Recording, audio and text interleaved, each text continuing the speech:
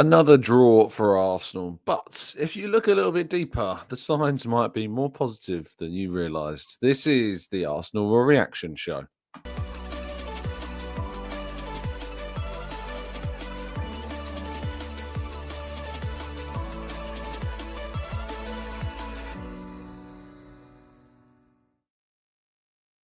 Hello and welcome to the Gooner Talk, back again with you guys and girls for another episode of what is the Arsenal Raw Reaction Show. Joining you after the evening before Arsenal 2, Crystal Palace 2. A disappointing night for sure for Arsenal, who would have hoped to go into the game against PSG with a win. But as has become the norm this season, winning positions have sadly not been able to be held and instead turned into dropped points.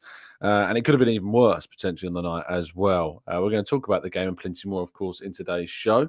If we can make it through it, reason being, I'll tell you in a second. But good morning to you all joining us. Really appreciate you all being here. Thank you so much for tuning in. Hoodie Gooner, Carl, Glenn, Claire, Knowledge, good morning to Paul and Mark and Trader Mike and Stephen and Jamil, Owen and Logo. We've got Grantley Poos and Steve. We've got Shari and Rob. Good morning to you all. Thank you so much for tuning in. Greatly appreciated to you all for being there, and fingers crossed you'll continue to do so, and that you'll drop a like on the video and subscribe to the channel if you're new around here with those notifications turned on, so you never miss a show. But let's jump into today's stories, shall we? We begin with another frustrating draw. Another draw this season. Another position where we find ourselves in a leading position and then losing that position, sadly, in what is frustrating circumstances. The first goal, of course, we can talk about Iveze shortly, but the second goal, obviously, is the real frustration, I think. But what I will say is that it is interesting. Arsenal's last 4 Champions League games have been preceded by draws. Our 7-1 win over PSV was preceded by a 0-0 against Nottingham Forest. The 2-2 was preceded by a 1-1 draw with Manchester United. The 3-0 win over Real Madrid was preceded by a 1-1 draw at Everton. And the second leg 2-1 win at the Bernabeu was preceded by a 1-1 draw against Brentford. So if you're looking for positive omens, Arsenal's Champions League matches have indeed all been in the knockout stages, come after Arsenal have drawn the league game before. So what it does tell us is that these league performances and league scorelines are in no way a indication of what is to come in Europe. That's certainly the positive thing to take, I think, from the outcome, and for those worrying about any kind of knock-on effect of that, I think we can all see there with that stat that is not, of course, the case. But talking individually about these games, they have a theme, of course, running through them. Again, that lack of clinical finishing, that lack in this game particularly of creativity. And of course, I think you can link some of what we saw into the team selection as well. It is interesting, I think, how important Mikel Merino has become over the last few months or so, with, of course, his presence not just at centre forward, but as we saw against Ipswich, his presence in midfield. And it's almost like I saw people describing him as the glue of this team, and the Marino's presence was sorely missed. I do think there are other, of course, individuals that need to be talked about in this game, such as Raheem Sterling, who was practically a passenger, as Charles Watts described him to me after the match. And I have to say, I do think that it was odd that Arteta didn't choose Ethan Nwaneri from the start over Sterling. I found it really interesting that it was Sterling who was picked instead of Ethan Nwaneri on the night, because Sterling was atrocious. Undeniably, he came off very early in the second half of Bukayo Saka, but it was strange that it was Sterling that started instead of Ethan Nwaneri. Perhaps it was because they had planned to bring Odegaard off for Nwaneri later on in the game was really the only other option to be brought on for that position. But if Nwaneri had started the game, you could have taken off Odegaard for Sterling. So rather, you could put Odegaard off for, say, Sterling. Yes, Sterling, that's what I mean. And then move Nwaneri into that attacking midfield position if you wanted to make that change. But it was a really poor performance from him overall. There were some positive signs right at the beginning, but they faded away pretty quickly. And he ended up being very, very poor. But we'll go through some of the other performances as we go on, because I think there are some performances that have divided opinion on the day. Arsenal took the lead through Jakub Kiwior. Fantastic cross, of course, from Martin Odegaard on the left-hand side. We've wanted some more of those types of deliveries from the skipper this season. It was a great free kick from him that was then risen to and scored beautifully by Jakub Kiwior. His first goal of the season, his second goal, I believe, in an Arsenal shirt.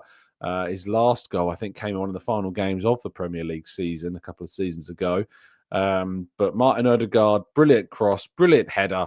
And Arsenal take a lead, which you think at that time, you're like, oh, well, that's a quick lead. They've broken down those walls. They've managed to open Palace up. They now need to attack, and now we can try and utilise those spaces. But it wasn't to be. And Palace managed to come back at Arsenal. And then from a corner, not so long after, they found their equaliser. Brilliant shot from Eberechi Eze, of course, from outside the box, and very little that David Raya could do about it. But it was an excellent piece of artistry from a set piece that I think any Arsenal fan who've been watching Arsenal this season can appreciate that, of course. But it was pretty poorly defended. When the ball is knocked down and bounces like it does, you hope that maybe someone is able to get their body in the way of the strike. There was very little that was being done to mark Eze on the edge of the box either. But I really feel like we're clutching at straws to take away from what was just a brilliant shot, of course, from Eze from the edge of the box that brought Palace level. But Arsenal, again, were struggling to kind of threaten until, particularly it was on the right, and until Jurriën Timber decided to take on the attack himself, not pass the ball into Sterling, but instead drive at the Palace back line, getting into a advanced position and then finding the perfect pass to Leandro Trossard. Excellent cutback from him. And yes, there is some fortunate nature about the shot in itself, which does get a slight deflection. But it, again, is that composure from Trossard. This is fourth goal in 4 games playing for Arsenal. 2 last weekend, of course, and then 1 at Everton. Sorry, not Everton. What was the other goal? Oh, it was Everton. Yes, the Everton goal where he smashed the ball across the keeper, a left-footed strike, of course. So yes, only blanked against Brentford in his last 4 league starts. And certainly an encouraging sign, considering it is most likely that Trossard will be the starting player against PSG for Arsenal in that centre-forward position in the game against the Parisians next week. But Arsenal, sadly, as has become the case, couldn't take advantage of that. They did have a goal ruled out, but we'll come to that shortly. William Saliba with yet another mistake for Arsenal. Very, very frustrating indeed that they find themselves once again in this position where, you know, it is irritating. You know, I get that. It is annoying that we find ourselves again conceding from something of an error, especially when that error is certainly, I think, avoidable and certainly should try to be avoided. We find ourselves under pressure. I say under pressure. We play out from the back. We've played out of the back for season on season. Saliba's been in this scenario time after time after time. But in this scenario, sadly, couldn't find himself the time, the composure, the moment to put himself into a more comfortable role to play a more advantageous pass. It was almost a fear that you can't just whack the ball up the pitch anymore, that you can't just fire the ball into the stands if you're under pressure. And, you know, maybe that comes from the manager. I'm sure it almost certainly does come from the manager. But that's 2 mistakes in 3 games now from Saliba at a really big time of the season. And yeah, it's frustrating. But hopefully these are the games, you know, where, or the moments where it happens, that ultimately it won't end up mattering towards the end of the campaign. And that we can look on these mistakes as just moments in time that we got away with. But if he continues to make these errors, is it because Gabriel isn't next to him? I don't think we can say that. I think you have to look at Saliba individually. And I really don't know why we would find ourselves looking any further than that as just these being individual moments. So yeah, it is what it is. But hopefully these are just the moments that pass in these positions here. But yeah, we did, before that goal that was conceded, have the opportunity to go 3-1 up, and Arsenal did score, but it was deemed that the ball had indeed gone out of play. I have seen enough pictures that I am convinced that it did indeed go out of play, whereas you go to the West Ham game against Jarrod Bowen or the Newcastle game with Joe Willock, and in those moments I wasn't really convinced that the ball had gone out of play at all. But I have seen the images that show that the ball has indeed gone out of play in this moment. But again, it's frustrating because it did take a very long time. And again, it's this idea that how on earth they cannot have the technology in place to know whether or not a ball has gone out so quickly, and that Arsenal fans were waiting for several minutes to find out whether or not the ball had indeed gone out of play. It was agonizingly frustrating. And it was a scenario that Arsenal, of course, hopefully will end up that they hoped would have got away with, but sadly they didn't, as we've gone through with that Saliba mistake. So let's talk about some of the individual performances, because Odegaard's performance seems to have divided people. Now, as I mentioned in the last couple of games, I've made it a bit of a mission to watch Odegaard more individually in these last few games. I watched him in that second leg against Real Madrid in a rewatch and was very impressed by what he did in the end in that game. Similarly with Ipswich, I watched him individually in that game again and was very impressed by his game against Ipswich. And so again, this idea of focusing a little bit more on what Odegaard's presence is on the field and what he's doing in these games, I think is being looked at in some very strange ways by some of our fans. Some of the fans yesterday said he was utterly terrible. And I looked back at that and I thought, I'm quite struggling how some people are watching that particular performance and saying that he was terrible. He wasn't great, he wasn't like the best player on the field by any stretch of the imagination. I ended up giving him a 7 out of 10 in terms of the player ratings. I would have given him a 7.5. I was kind of between a 7. I wanted to give him slightly more than that, but an 8 seemed in the end to be a little bit too much. But I struggled with the kind of retrospective view on Odegaard yesterday and how people found the Odegaard performance odd, because there's no doubt that this has been his worst season in an Arsenal shirt. No doubt. His worst season by a country mile in an Arsenal shirt. But the last 2 games and this game, he has been better. And it's just almost like there's kind of this written view of Odegaard this season, and that there is no way that he can be allowed to cut away from what's gone before. But I found, obviously, his cross to Kivior was brilliant. The pass he played inside through the line down to Martinelli should have been an assist. Martinelli really does waste that opportunity that Odegaard creates for him. There was a couple of other opportunities. He found balls into the box that, again, should have been used better with. There was a couple of brilliant turns and transitions in the middle of the field to beat the Crystal Palace press. And if there's one thing that you need to do against Crystal Palace, it is to beat their very intense and high press. And Odegaard's turns and transitions really helped Arsenal in doing that. I really don't understand that, to be honest, because the balls that weren't accurate from Odegaard on the day and the balls where Odegaard lost possession came in moments where he's trying to find those key passes, and he's being risky with his plays.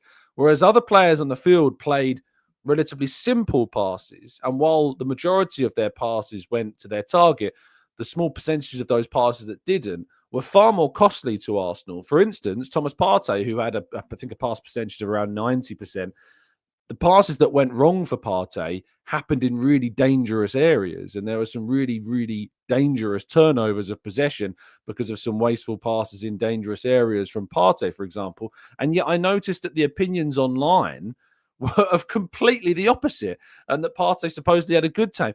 For me, this was one of Partey's worst performances this season. There's no agendas here. We put Partey in our team of the season, not just for Arsenal, but for the Premier League yesterday. For me, Partey has been the best defensive midfielder in the league this season. But yesterday was not a good performance from Thomas Partey in comparison to the performances that we've come to expect from him across this season. And some of those bad passes that kind of peppered the previous campaign really did sneak into Partey's game again. I don't know if it's because, of course, with the situation at the moment with the contract, and I don't know if that's kind of the story that emerged before the match. Of course, Sami Mokbel reporting that story yesterday, that Arsenal are gradually being a little bit more open to the idea of a contract. Now, from a personal point of view, of course, from just kind of reacting to that story that did break before kickoff, I think it's very clear that this story is coming from the players' side, more so than it is the club side. Certainly, there was no guidance given from any contact that I spoke to on this front. But it is a bit of a, well, not a bit, it's a significant kind of 180 in terms of the feel around what's going on with Partey's future. And certainly a very different feeling than what it was, say, a week ago. Of course, we heard from Charles Watts on his show just a couple of days ago that there was a growing feeling within the Partey camp that maybe there would be an openness to a brand new contract for Partey. I know this is a contract that a lot of supporters would like to see. I know it's a contract that a lot of supporters would not like to see given to Thomas Partey for a lot of different reasons.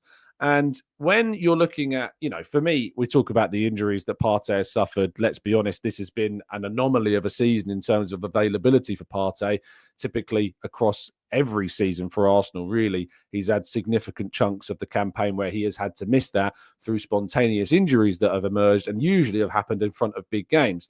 Now, if you're looking at just and purely the football side of Thomas Partey's game and his contributions over the course of this season, with Jorginho, of course, coming to the end of his contract and Martin Zubimendi being looked to be signed in the summer, it would be a scenario where you would move your starting player to the number 2 and then you bring in another player to take over. That is what, clubs at the top end of the table would do.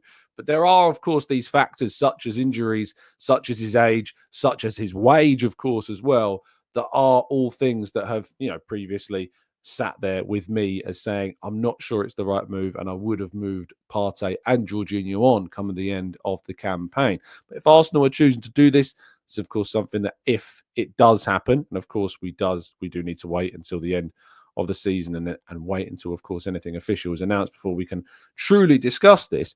But it does seem that these reports coming out now indicate more of an openness from Arsenal. But I do feel as though that these stories have probably, and I am extrapolating, probably have emerged more so from the players' side than the club side when it comes to this story. Moving to Arteta, who in his post-match press conference was certainly not a happy man. He was very, very annoyed with the performance overall. He was very, very disappointed with how his team had dropped yet more points from the display. And he was asked in the post-match press conference about a number of instances, of course, being that Thomas Partey contract, which he refused to really give any kind of update on whatsoever. He just said, I gave an update on that the other day, and I think it's not for me to give any more information. It is odd. I mean, I've never heard Arteta talk about a player quite like he is talking about Partey here, if indeed it is that he wants the player to stay. But he's being very dismissive of the idea of talking about a Partey renewal at this point. But he said, I'm disappointed with the result and the performance as well. I think we never got the consistency in many areas to completely dominate the game. We always had the feeling of, we had the ball, had the possession. We went in front twice, but the game wasn't grabbed. It wasn't dominated and controlled in the way that we normally do because we were below the standards in some areas. When you're not at your best, but you are 2 times ahead, you have to be able to see the game off. And we weren't able to do it, especially with what happened in the second goal. He was asked, of course, about with PSG and that game looming, was it in the players' minds? And he said, hopefully not, but we discussed that before each week and it wasn't there. Today we had 6 days to prepare the match and I don't want to use that. Obviously, we have missed a lot of players that haven't trained at all and that weren't able to do today. So we've been very short. But as well, credit to Palace, they're very well organised. They're a really good side and they made it difficult for us. And the reality is as well that today we weren't at our best. And I think that's the one thing that we've not talked about today so far is actually we have to give some credit to Crystal Palace. They were very, very good. One of the best teams I think I've seen come to the Emirates this season in terms of their press, in terms of their strategy. And Oliver Glasner is due plenty of credit. And it's no surprise perhaps that they're finding themselves in an FA Cup semi-final. Palace have been very good this season. Maybe not even as good as they were last season even, but as their season has gone on, they have improved considerably. At the start of the season, they really struggled to pick up points, and that's why they haven't got as many as they sit with right now. But when it comes to, I think, the latter stages of this season, Palace have certainly been very, very good. And it's not a surprise that they find themselves in a position of, an FA Cup semi-final. I mean, yes, their form recently isn't great, but they've played Arsenal, they've played Newcastle away, they've played Man City away. So it's not surprising that it's in a slight dip recently, but overall, I think that Palace have been impressive and have a lot of really good players in their team. Ateta has been excellent for them. Eze is a player I'd love, like Elliott, of course, to see at Arsenal. But certainly I was very, very impressed with them indeed. Right, let's go to part two, your questions and more, and a little story about what happened to me at yesterday's game right after this.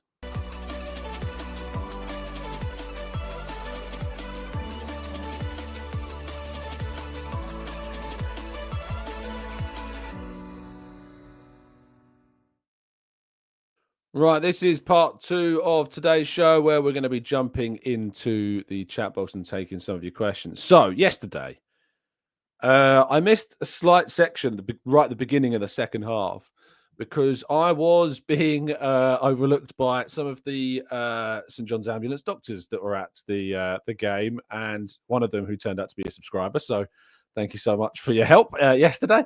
Yeah, effectively, just to give you a little bit of insight.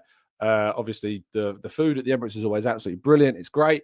And I go into everything, when you go out for a meal and, they say, do you have any dietary requirements? Do you have any allergies? And I'm always like, no, I don't have any allergies. Don't have any dietary requirements. I'm very lucky. I don't have any of those. And I can go into any kind of restaurant and say that. One thing I've never liked since I remember when I was a youngster, I don't eat it because I didn't like it when I was a kid, is pineapple. I never eat it. I haven't eaten it in years and years. I mean, I'm going back like 20 years. I'm trying to think the last time I had any pineapple in my life whatsoever. And both the main course and the dessert both featured pineapple. And I found straight away after I ate both meals that I was getting this really tingling sensation in my mouth. And then it became quite uncomfortable. And then it became quite painful. Like, particularly like if you've ever eaten anything that you do have a reaction to, like the bottom of my mouth started to really kind of like, it felt like rough and it felt spiky. And then as and I was like, okay, I don't feel like I'm having any kind of major reaction beyond that. I've bitten into like a raw peach at times and you've had that kind of furry feeling in your mouth just because your body's not maybe used to eating that type of food. And I went into the second half, bottle of water, was kind of okay in the first 10 minutes. And then as the first half went on, I found myself getting rather uncomfortable.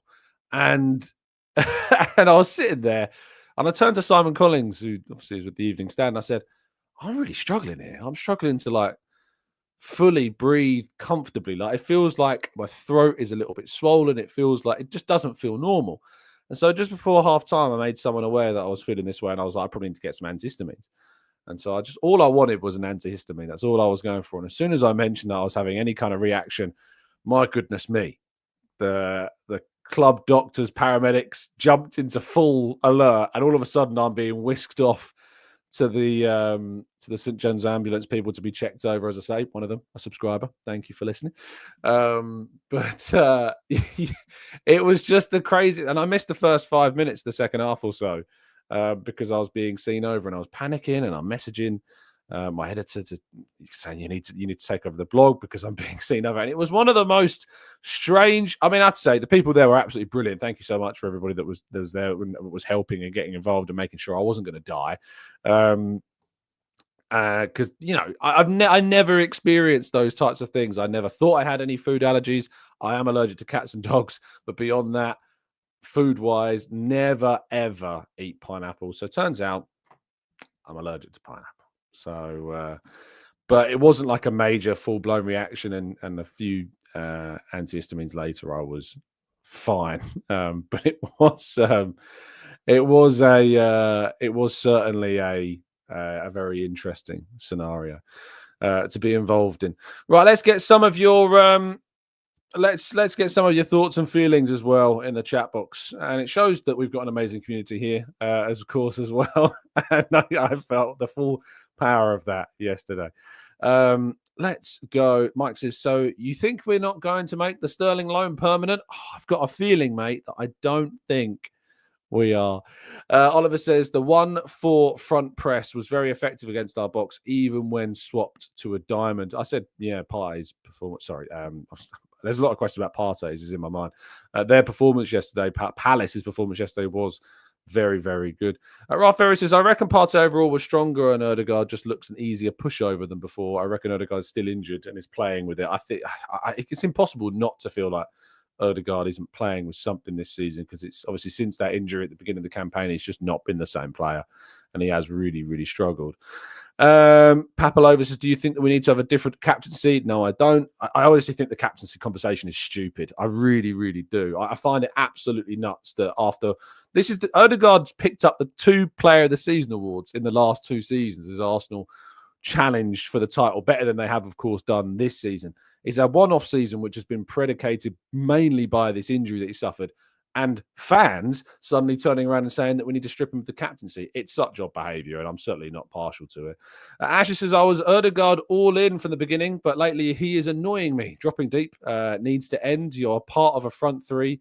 Stay near to them. This loop pass also making it different. Actually, what you have to understand, of course, he is fulfilling the directions of the manager. The manager is the one dictating the role of Odegaard. He is asking Odegaard to drop in. He asks the centre forward, like Trossard or whether it's Marino, to drop in. It is part of that system. He is the one being asked to do that role. If it was a problem, he would have been asked not to do it. So you have to look beyond the individual player and into these. Jamil says, does the performance yesterday worry you at all for PSG? I know we have drawn previous games. Again, you've kind of answered the question yourself, Jamil. No, it doesn't, because as I said, the domestic form has in no way impacted Arsenal in Europe this season. We've drawn the last 4 league games before our Champions League matches. It doesn't worry me going into that PSG game because it is very much separate from things. Ken says, why did the ref drop the ball to Henderson after he crashed with his own player? I thought it played out as a throw-in to us. I don't know, Ken. I don't have an answer for you for that one. I have absolutely no idea. Rich says, has Arteta made a conscious decision to pull Nwaneri back from the spotlight? He's not played much recently and it's not obvious why. I've asked Arteta about this myself and he was quite dismissive, actually, of the idea of Nwaneri not really getting many minutes because he did start him in one of the games previously, which he could point to. But I agree with you, Rich. I do think there has been something of Nwaneri being taken a little bit back from the performances. Robert says, Arsenal's medics are superb. My sister used my seat at the Brentford game and passed out in the seat, and the medics moved everyone, and she ended up in the, do you mean the ICU or the emergency room? The UCL would be the Champions League, but the medical room, but she's okay now. Good to hear, Robert. But yeah, they are absolutely fantastic. Nike says, why is Sterling playing? Nwaneri needs playtime and Sterling will be gone after this season. I agree. I don't agree with Sterling starting over Nwaneri in this game. I just do not understand it whatsoever. Rich says, has Saliba played too much? Is the lack of concentration a sign of mental fatigue? He's barely missed a game in 2 seasons. I don't know if it's like an overexposure to that. I really don't get it. It's really, really strange to me, the kind of recency of this issue that he's been suffering with. Tafadzwa says, Sterling, no and never, unless he scores a winning goal in the Champions League final. Even then, I wouldn't give him a new deal. To be honest, I wouldn't be giving him a new deal at all. Let's go to Papalova, who says, Saliba's errors of late give me Mustafa? What, Lion King? Mustafi. I mean, the A and the I on the keyboard are nowhere near each other, so I genuinely think maybe you did write Mustafa. Do you think he's losing focus, or is it complacency? I just think it's anomalous errors, to be honest, in this game. There's been nothing before this that tells us that he's that, but hopefully it gives them a bit of the kick up the backside that he needs moving forwards as well. Thank you so much, Clivey, for the kind donation. Hey, Tom, I would love you to ask Arteta about dealing with mid and low blocks. He's already been asked about this several times, Clivey, to be fair. If you go back, if you type in mid or low block, every word, Arteta press conference, you'll be able to find some of his answers regarding mid and low blocks. He has been asked about it a number of times before. And as I do point out, I don't do requests when it comes to press conference questions. So I appreciate the donation, Clivey, but I don't do requests for press conference questions. Roy says, Tom, do you think it's strange that rival fans try to jibe us with second again chants? Clearly we're better than them. Yeah, it's all they have, Roy. You know, it's football banter. It's you just have to kind of deal with it, I'm afraid. You know, those clubs that sing it would love to be as high up the table as we are, but it's just football banter. Arsenal fans were singing about, imagine if you're an Ipswich fan and you see the Arsenal fans singing about you're going down, or that we'll never be here again. It's just banter. It's one of those classic, just football chants. You don't need to worry about that. Norris says, Tom, if you like omens, the last time the Pope passed away in April and an English team won the Champions League, beating another Italian side in the final. Haven't fact-checked that, but saw on the internet, so it must be true. I don't know if that's true. But thoughts, of course, are with everybody affected by the passing of the Pope. Mundafat says, between Mikel Merino and Leandro Trossard, who do you think has better finishing skills? I mean, Marino's finishing has been excellent. Like, let's not beat around the bush. I mean, they're both of them. Leandro Trossard last season was probably our best finisher. This season, his finishing has not been as good. So right now, I lean towards Mikel Merino as being the better finisher. Andrew says, funny question. Do you think journalists are going to ask Ange if Tottenham fans will be happy to lose to Liverpool to help them win the title against Arsenal? I sincerely hope they do. We saw it last season, and they gifted the league to Manchester City. Pretty much Son put it on a plate for them. I hope someone asks him that question. I hope someone puts him in that question. I'm going to do it again.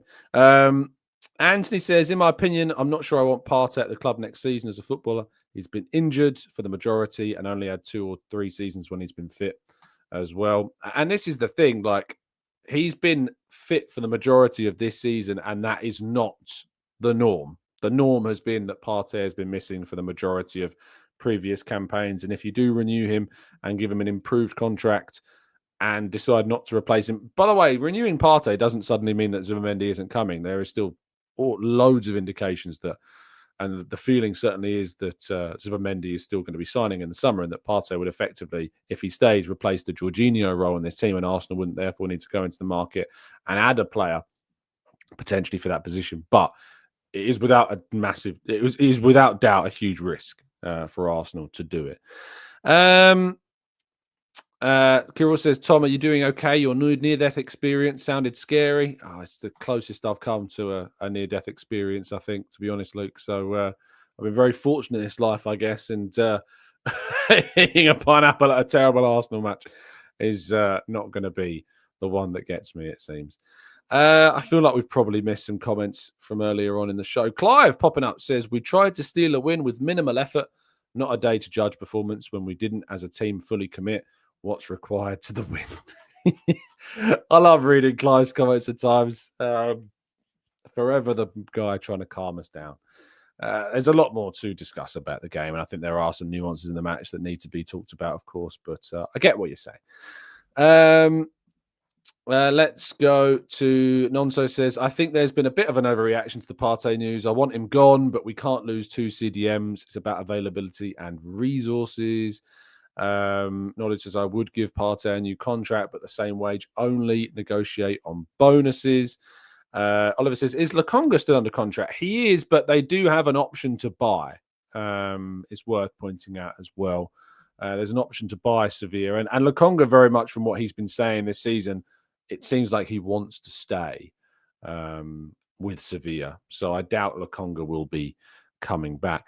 Phil says, sorry, TC, just jumped on, but I thought we went back to playing so slow from the back, finding it hard to play against low blocks. I heard the commentator on TV saying how much we struggle against mid-table teams. I mean, Palace don't operate in a low block. They didn't operate in a low block. They operated very much as a high press yesterday with a mid-block. And yes, that struggled, and we have struggled against those types of teams. But I think ultimately Arsenal have been so depleted. I mean, Arteta brought it up again in his press conference. I don't necessarily like him continually talking about it, but it's still mad to me that Arsenal are where they are with the players that we're missing. Of course, yesterday, still no natural striker. In fact, Arsenal were without 3 of their centre-forward options yesterday because Mikel Merino wasn't in the team. That's the dire strait that Arsenal find themselves in. Without 3 of our 4 centre-forwards yesterday, our centre-forward options at least. Saka can't start the game because he's not fully fit off the back of that tackle from Ipswich.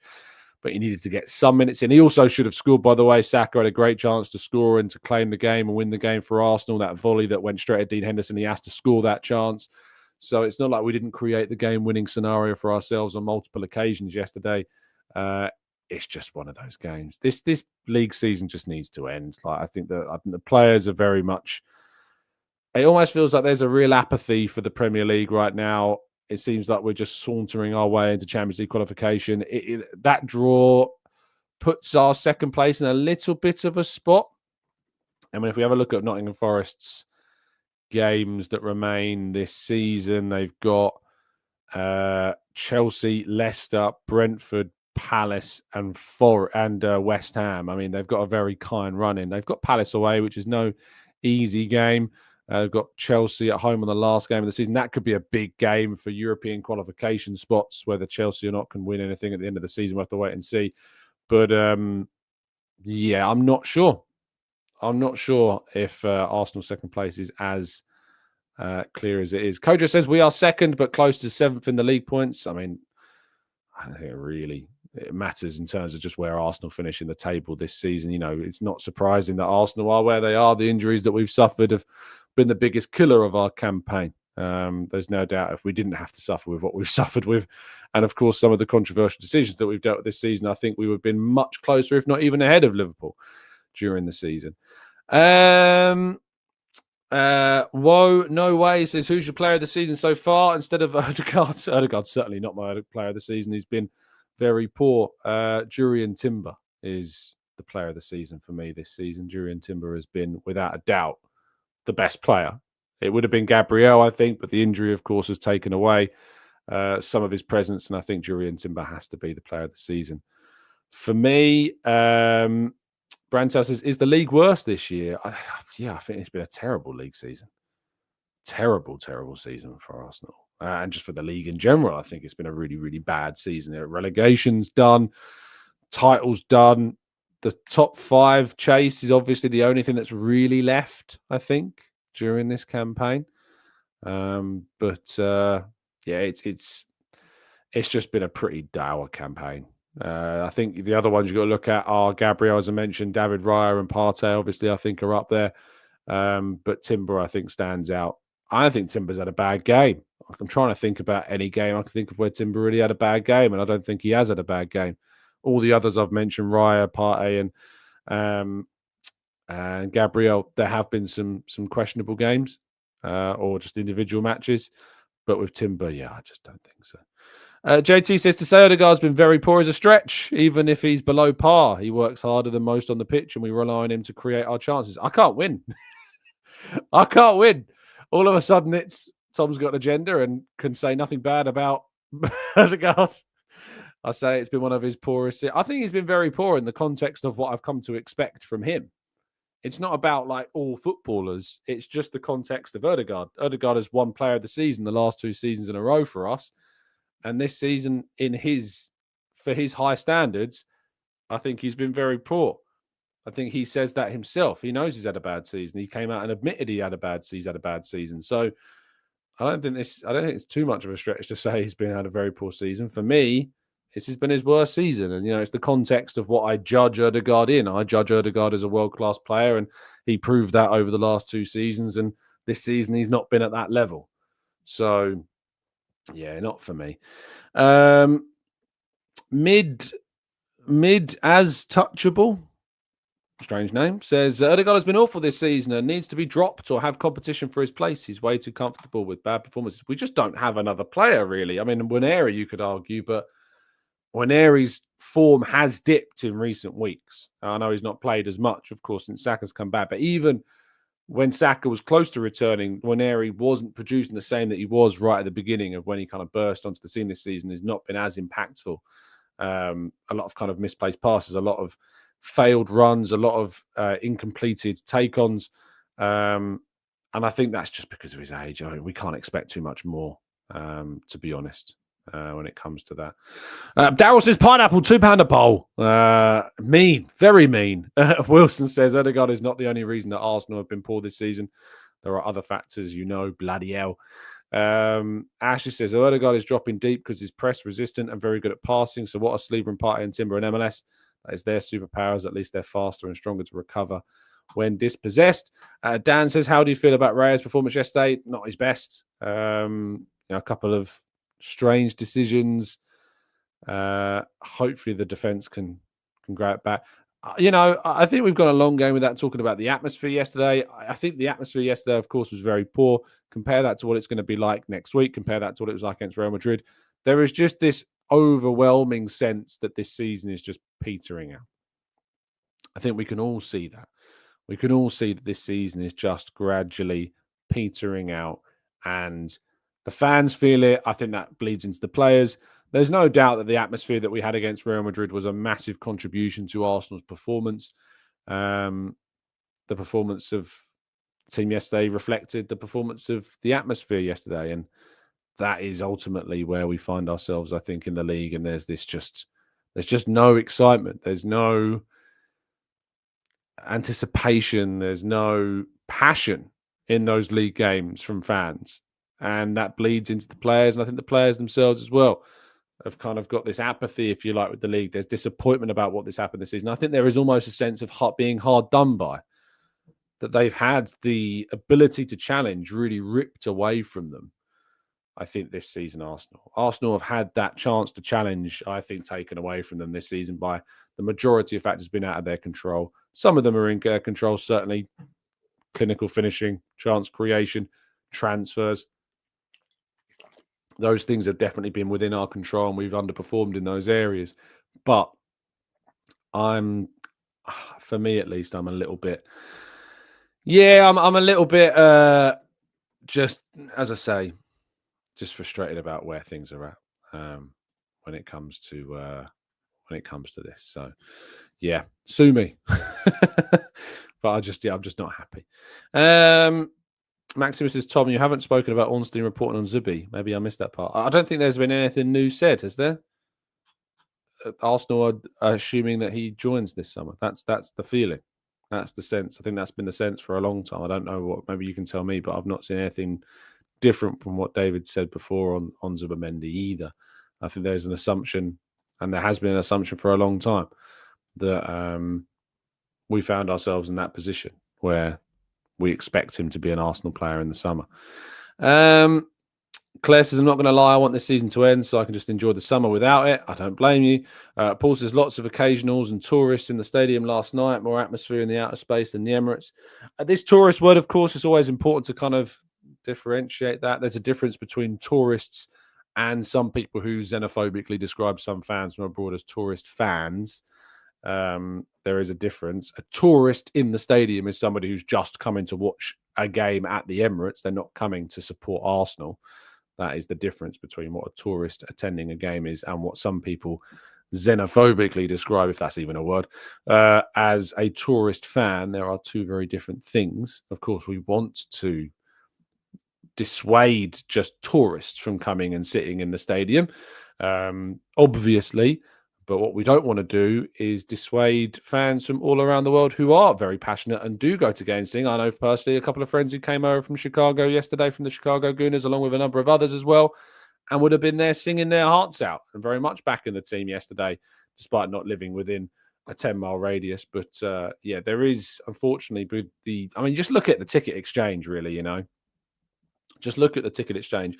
And I think that this is where the conversation, the nuances around tickets does come to the fore. Because, of course, a lot of those tickets on sale yesterday, there's a lot of people saying they never really got to a game. There's a lot of people saying they've struggled to get tickets. You wouldn't have struggled to get tickets. And I really do think that we're looking at a scenario we're looking at a scenario where we need to find ways of making it so those fans that are the most vocal, those fans that are the most passionate, wherever they are from, they're the ones that you need to somehow find to give the priority, if there is to be a priority to. We want the most passionate fans in the stadium. We want the fans that in the ground are there to give their absolute all. I don't care where they're from. I don't care what the color of their skin is, what their gender is, what their sex is, what their sexuality is. I don't care. As long as people are in that ground, are passionate about Arsenal and want to give their all to the atmosphere, that's what I want.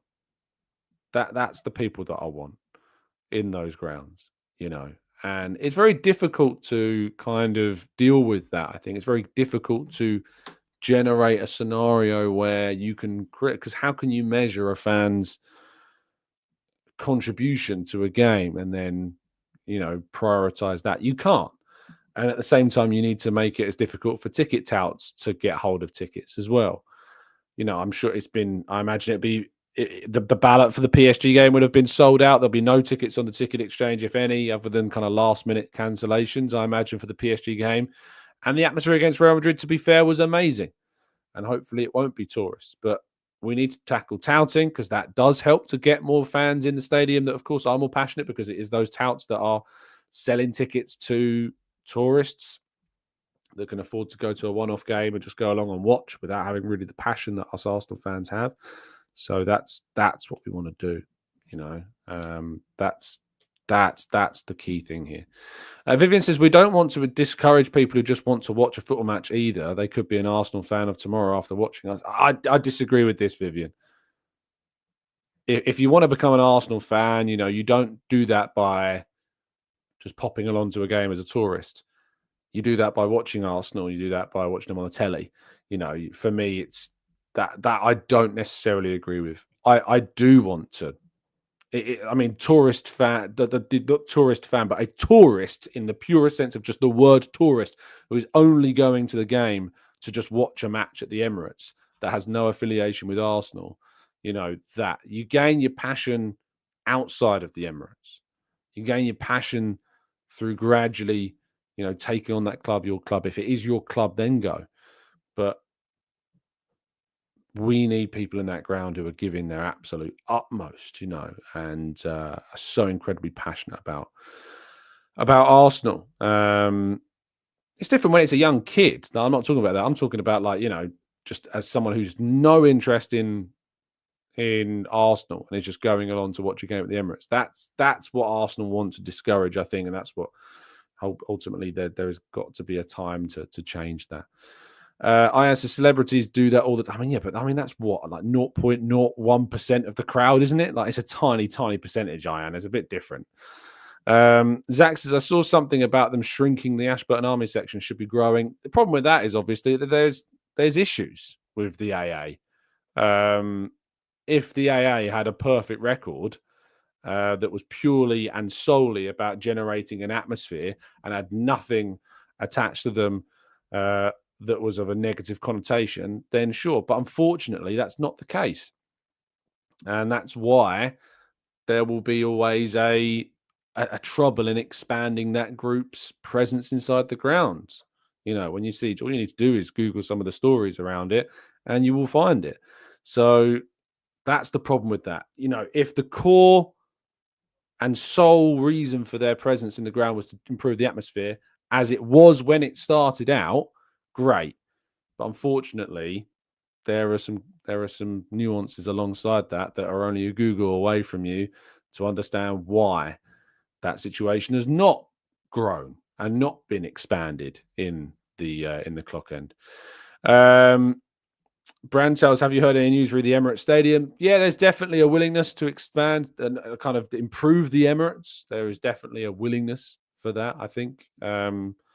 Certainly, that's what I'm aware of, is that there is a willingness to look into that, to try and improve things. But I think we're still a long, long way away from that, from happening still. A lot has to change and a lot has to be discussed.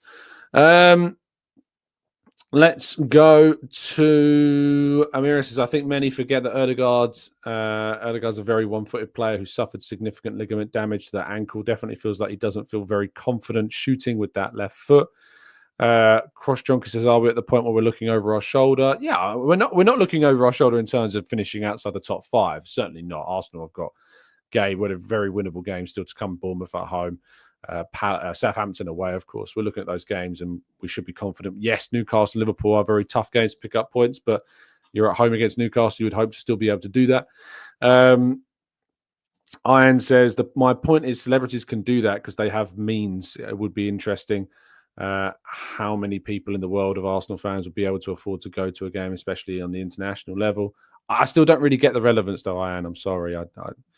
I'm not sure I quite understand. There's a lot of fans. The percentage of people going from around the world to a game at Arsenal is far higher than the tickets that are picked up in those boxes by celebrities, which usually, to be fair, they're attending games in boxes that are owned by somebody already, to be fair. That's how the box system works. Aoife says, I can't lie, I've been around the idea of 1+1 to a Partey. But how illogical to not want to commit resource to someone with an awful fitness record. Exactly. But yeah, I think we could continue to do this to death, to be honest. Arsenal got a huge game next week. We all know that. Yesterday's game was poor. It was bad. It wasn't encouraging, and there weren't particularly too many performances to write home about. Kivior, really good. Very happy with Kivior's performance. Timber again, strong. Martinelli, I thought again there were some encouraging signs from him, but overall it wasn't. It wasn't a good performance, and that has preceded most of Arsenal's Champions League games. So I'm not going to dig too deeply into it. But thank you so much for tuning in and listening. Really appreciate your time as always. I hope you have an absolutely fantastic rest of your Thursday. I'll be back with you tomorrow morning, of course, as we look ahead to a weekend without Arsenal's football, but plenty more time to tackle some of your questions more broadly. Perhaps there'll be some big news drop in the next 24 hours. We'll have to wait and see. Mikel Arteta's press conferences next week. It's going to be an interesting one, of course, and we'll cross that bridge when it comes. But have a fantastic day. Stay safe, stay well, stay happy and respectful. And as always, up the Arsenal.